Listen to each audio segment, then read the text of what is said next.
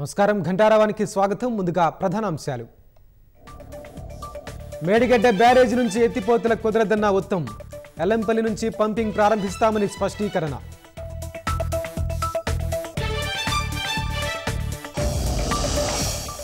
నీటిపారుదల రంగాన్ని కేసీఆర్ నాశనం చేశారని ఉత్తమ్ మండిపాటు.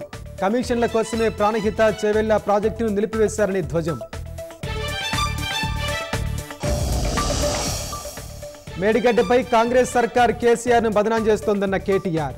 రాజకీయ కుట్రలకు ప్రాజెక్టులు ఎడారిలా మారుతున్నాయని మండిపాటు. రాష్ట్రంలో మరో 3 రోజుల పాటు తేలికపాటి వర్షాలు. పలు జిల్లాల్లో భారీ గాలులతో కూడిన వానలు ఉండే అవకాశం.